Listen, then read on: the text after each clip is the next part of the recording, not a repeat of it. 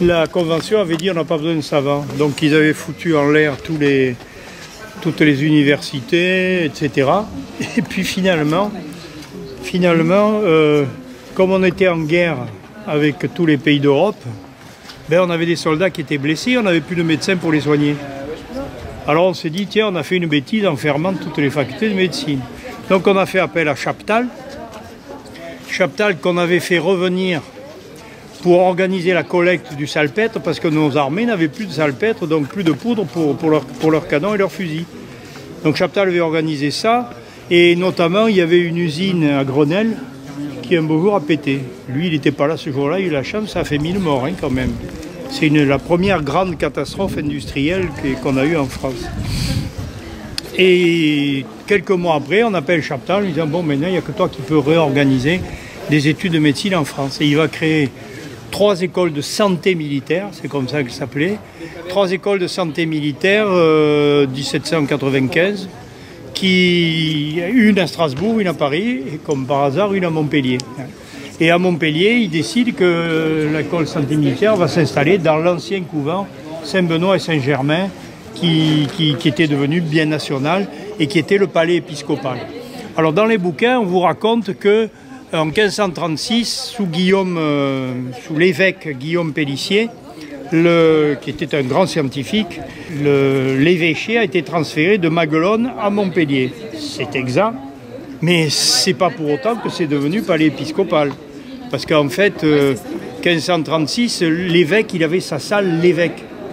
La salle l'évêque, c'est là qu'il venait quand il venait à Montpellier, il se tenait là, il avait ses archives, il avait sa prison parce qu'il avait sa justice à lui, il avait ses grandes salles pour réunir les prêtres, etc.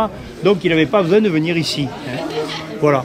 Et donc, en fait, ce n'est qu'à partir de 1658 que Monseigneur Bosquet va s'installer ici et va demander des sous à Louis XIV pour aménager ça en palais épiscopal. Vous voyez. Et il n'y avait pas, la rue là, elle n'était pas encore, c'était un vague chemin, il n'y avait pas ce pont, et il n'y avait pas surtout le porche qu'il y a dessous. Et ça, c'était un mur aveugle.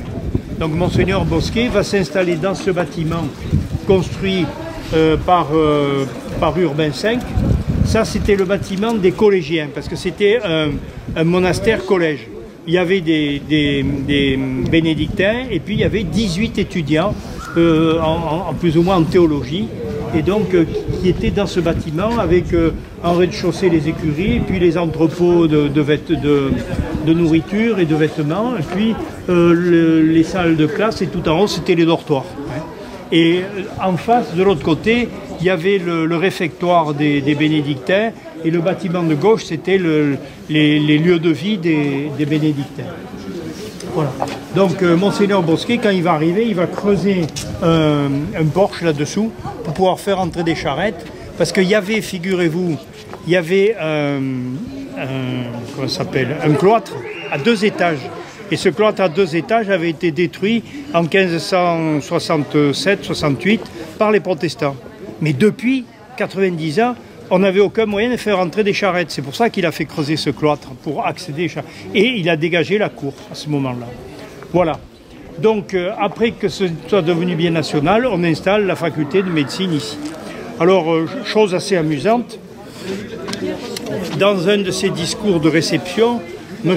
Frédéric Buisson, grand doyen et grand médecin, orthopédiste, M. Frédéric Buisson décide de faire un discours où il dit « Oui, Montpellier honore des fils adoptifs comme cet Édouard Adam. » Je vous ai parlé de la statue d'Édouard Adam, alors qu'on n'honore même pas les grands médecins de Montpellier, etc.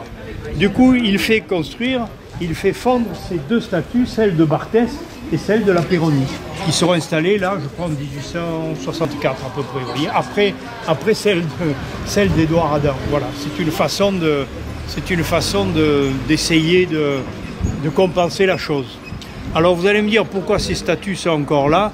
Ben, il semblerait que pendant la guerre, M. Gaston Giraud, qui était le doyen, quand il a su que la commission de récupération des métaux non ferreux arrivait, les a fait planquer à la cave et les a ressortis après la guerre. C'est pour ça qu'elles sont encore. qu'elles sont encore.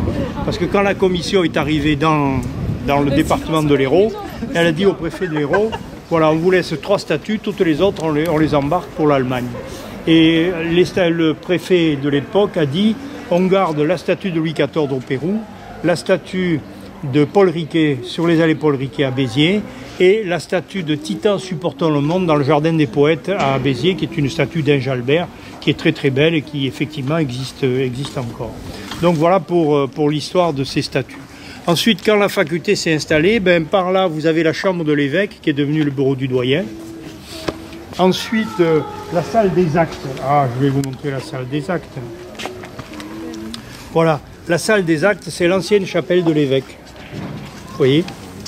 Alors il faut que je vous raconte l'histoire de cette tête-là, parce que c'est trop marrant.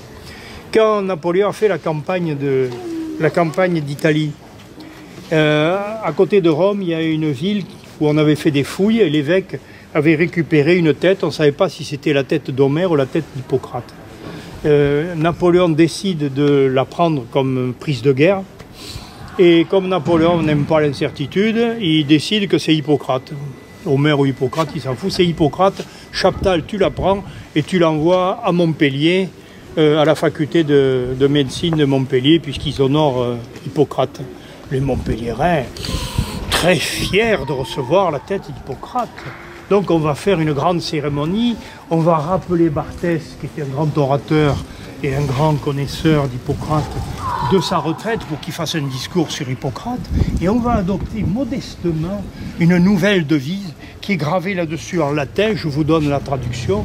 Autrefois, Hippocrate était à Kos, son île natale. Aujourd'hui, il est montpelliérain.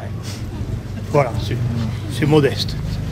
Moi, ça me fait rire. Bon, ça ne vous a pas fait rire, moi, ça me fait rire. Bon, voilà. Donc, voilà l'histoire de la tête d'Hippocrate qui se trouve maintenant dans la salle des actes avec les portraits de tous les médecins et deux reliefs ici qui rappellent la chapelle de l'évêque. Il y a Saint-Bartholomé et puis l'autre, je ne me rappelle plus comment il s'appelle. Voilà.